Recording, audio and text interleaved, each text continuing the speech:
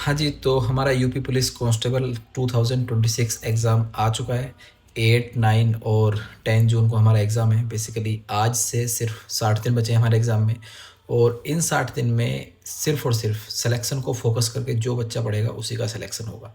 देखो, ऑलमोस्ट 30 से 32 लाख बच्चे हैं जिन्होंने फॉर्म फिल किया है, और मैं मानता हूँ कि लगभग 20 से 25 लाख बच्चे ऐसे होंगे जो एग्ज़ाम देंगे, ठीक है। लेकिन क्या है ना, उसमें से जो आपका कंपटीशन होगा ना, वो सिर्फ उन 10% के साथ होगा।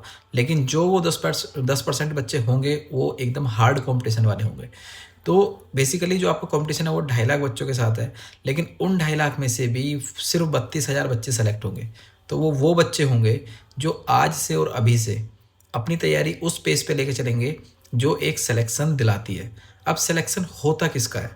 देखो, पढ़ते तो बहुत सारे बच्चे हैं, और जो ये 2.5 लाख बच्चे हैं ये पढ़ेंगे, ठीक है, डेफिनेटली अच्छा पढ़ेंगे। लेकिन सिलेक्शन किसका होगा? सिलेक्शन होगा उस बच्चे का जो सारी चीज़ें ना एक लाइन में लेके चलेगा, फोकस्ड रख के चीज़ों को कवर करेगा। और सबसे इम्पोर्टेंट चीज़ है मॉक टेस्ट। मॉक टेस्ट एक ऐसी चीज़ है जो आपका कंप्लीट सिलेबस 2 घंटे के अंदर रिवाइज करा देता है, आपको रिकॉल करा देता है। तो जो बच्चा मॉक टेस्ट पे फोकस करेगा उसका सिलेक्शन 100% होगा। आज से 60 दिन है और हमारी मॉक टेस्ट सीरीज भी स्टार्ट हो चुकी है। तो इन 60 दिन के अंदर कुछ भी नहीं तो आपको 30 से 35 टेस्ट लगाने ही लगाने हैं। और ये 35 टेस्ट जो बच्चा लगा देगा ना, जिसके अभी मार्क्स आ रहे हैं कि 220, 230, वो बच्चा आराम से 250 प्लस क्रॉस करके जाएगा। ये चाहे आप किसी भी स्टैम्प पेपर पे लिखवा लो।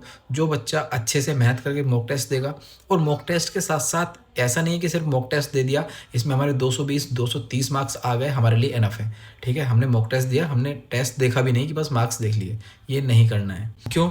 जितना टाइम आप किसी मॉक टेस्ट को देने में लगाते हो ना, उससे कहीं ज़्यादा टाइम आपको उस मॉक टेस्ट को एनालाइज करने में लगाना है। देखो, मार्क्स कब बढ़ेंगे? मार्क्स तभी तो बढ़ेंगे जब आप किसी मॉक टेस्ट का एनालाइज करोगे कि आपने गलतियाँ कहाँ पे की हैं, कौन सा ऐसा टॉपिक है जिसमें आपकी बार बार गलतियाँ हो रही हैं। तो बेसिकली जो फोकस रखना है मॉक टेस्ट देने के बाद, मॉक टेस्ट एनालाइज करने में। इसीलिए मैं एक दिन के लिए आपको बोलता हूँ कि आप आज मॉक टेस्ट दो। 2 घंटे का मॉक टेस्ट है आपका, अगर आपकी स्पीड अच्छी हो गई तो वही मॉक टेस्ट आपका 1 घंटे 40 मिनट, 1 घंटे 45 मिनट में कवर हो जाएगा। उसके बाद आपको नेक्स्ट डे एग्जैक्ट अपने टाइम टेबल में ऐसा सेट करना है कि 2.5 से 3 घंटे उस मॉक टेस्ट को एनालाइज करने में लगाने हैं कि कहाँ गलतियाँ हो रही हैं, किस टॉपिक में बार बार गलतियाँ हो रही हैं, और जो क्वेश्चंस हैं थ्योरी के, ठीक है, उनके आपको शॉर्ट नोट्स बनाने हैं मॉक टेस्ट में ही। अब उसमें क्या है ना, जब हम फॉर एग्जांपल मान लो मैं टेस्ट सीरीज जो यूज़ करता हूँ वो टेक्स्ट बुक करता हूँ, तो टेक्स्ट बुक पे टेस्ट जब हम देते हैं तो उसमें प्रॉपर एनालाइज नीचे क्वेश्चंस का आता है कि 4 ऑप्शंस अगर उसमें दिए हुए हैं तो चारों का एनालाइज दिया होता है, चारों के बारे में बताया गया होता है कि इस ऑप्शन का ये मतलब था, इस ऑप्शन का ये मतलब था। तो जो मेरी स्ट्रेटजी है वो ये हमेशा से ये रहती है कि मैं पूरे मॉक टेस्ट के भी शॉर्ट नोट्स बनाता हूँ।